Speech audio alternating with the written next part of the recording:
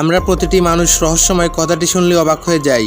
আর অবাক তো হওয়ারই কথা, কারণ প্রতিটা মানুষ মাত্রই তো রহস্যপ্রিয়।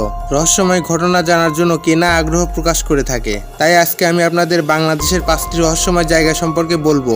নাম্বার 5, লালবাগ কেল্লার সুড়ঙ্গ। আপনারা অবশ্যই লালবাগ কেল্লার নাম শুনেছেন।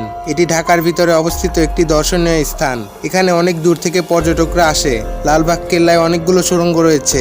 লালবাগ কেল্লার সুড়ঙ্গ নিয়ে লোকমুখে অনেক রকমের কাহিনী শোনা যায়। লোকমুখে প্রচলিত আছে এখানে এমন একটি সুড়ঙ্গ আছে, যদি কেউ ওই সুড়ঙ্গের মধ্যে প্রবেশ করে সে আর বের হতে পারে না এবং কখনো ফিরেও আসে না। প্রচলিত এই ঘটনার সত্যতা যাচাই করতে 2টি কুকুরকে সুড়ঙ্গের ভেতরে প্রবেশ করানো হয়, কিন্তু সেই 2টি কুকুর আর কখনোই ফিরে আসেনি।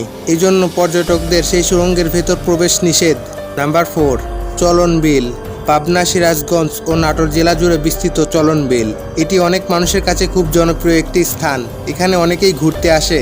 নাটোরের চলন বিল সম্পর্কে অনেক অলৌকিক কথাবার্তা শোনা যায় লোকমুখে। প্রচলিত আছে কোনো এক জমিদারের মৃত্যু রাতে সেখানে অলৌকিকভাবে 3টি মন্দির তৈরি হয়, আবার পরদিন স্বয়ংক্রিয়ভাবে মন্দিরগুলো ভেঙে যায়।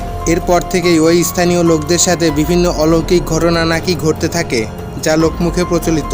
নাম্বার 3, পদ্মা ও মেঘনা নদীর সংযোগস্থল। পদ্মা ও মেঘনা নদীর মাঝখানে যে সংযোগস্থল রয়েছে সেটি একটি রহস্যময় জায়গা। জায়গাটি নিজের চোখে দেখলে কখনোই বিশ্বাস করা যায় না। ওই স্থানের এক পাশের পানি পরিষ্কার আর অপর পাশের পানি নোংরা আবর্জনা যুক্ত। এই 2 নদীর পানি কখনো মিলিত হয় না। নাম্বার 2, নিফিউপাড়া চিকনকালা গ্রাম।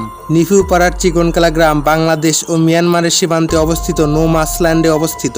ওখানে মুরংদের বাস।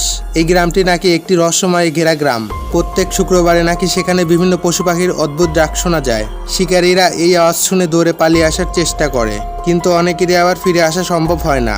কয়েকদিন পরে তাদের মৃতদেহ পাওয়া গেলেও তাদের শরীরে কোনো আঘাতের চিহ্ন মেলে না। নাম্বার 1, বগা লেক।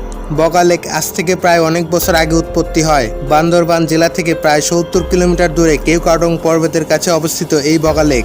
ওই সময় বম নামে এক উপজাতির বসবাস ছিল এখানে। তারা মনে করত ড্রাগনরা গবাদি পশু আর শিশু বাচ্চাদেরকে খায়। তখন নিজেদের নিরাপত্তার কথা ভেবে ড্রাগনদেরকে তারা সবাই মিলে হত্যা করে। ড্রাগনদেরকে হত্যা করলে ড্রাগনের মুখ থেকে আগুনের গোলা বের হয়ে পাহাড়ে বিস্ফোরিত হয়ে সৃষ্টি হয় এই লেকের। তবে এই ঘটনাটির সত্যতা কতটুকু তা আজ পর্যন্ত অজানাই রয়ে গেছে।